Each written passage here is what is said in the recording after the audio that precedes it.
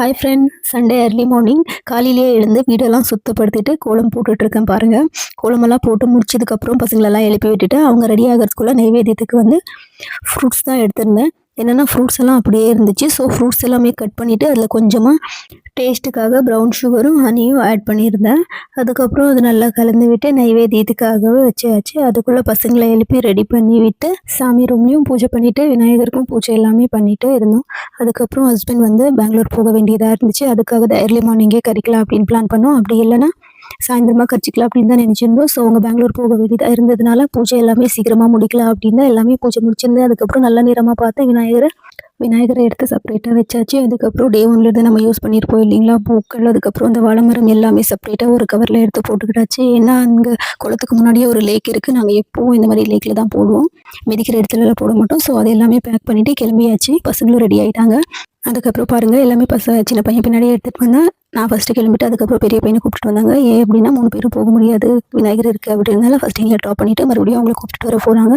அது மட்டும் இல்லாமல் பசங்க வளர்ந்துட்டாங்க அப்படின்னா 2 பேர் இருந்தால் 4 பேராக கண்டிப்பாக வண்டியில் போக முடியாது. நாங்கள் நிறைய நாள் யோசிப்போம், கண்டிப்பாக இது நம்மளுக்கு பத்தாது, ஒரு கார் வாங்கணும் அப்படின்னு நாங்கள் நினைப்போம்.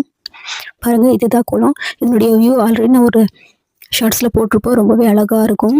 இது வந்து சிவன் டெம்பிள். இங்கே வந்து குளம் ரொம்ப அழகாக இருக்கும். நாங்கள் எப்போவும் இந்த இடத்துல தான் விநாயகரை விடுவோம். பாருங்கள், அங்கே போய் சாமி கும்பிட்டு முடிச்சுட்டு அதுக்கப்புறம் விநாயகரை வைக்க இடத்துல கொஞ்சம் தண்ணி எடுத்து போட்டு பூஜை பண்ண ஸ்டார்ட் பண்ணியாச்சு.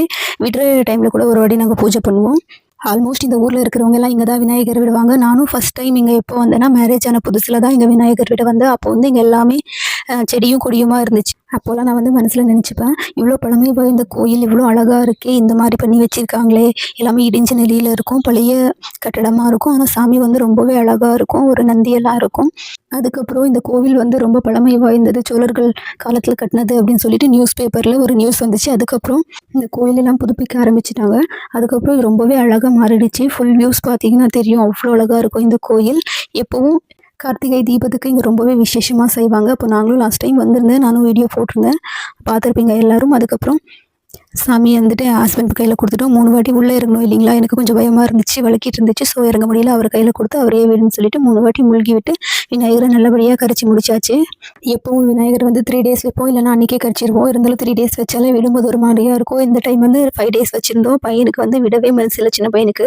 வேண்டாமா, இன்னும் கொஞ்சம் நாள் இருக்கட்டும், இல்லைன்னா அப்படியே வச்சு பூஜை பண்ணலாம், நெக்ஸ்ட் இயர் வீடெலாம் புதுசாக வாங்கினா போ அப்படின்னு சொல்லிட்டு இருந்தான். எங்களுக்கும் 5 டேஸ் எல்லாம் பூஜை பண்ணதுக்கப்புறம் விடும்போது வீட்டில் யாரோ ஒருத்தர் குறைஞ்ச மாதிரியே இருந்துச்சு. ஸோ அவ்வளோ அழகாக இருந்துச்சு.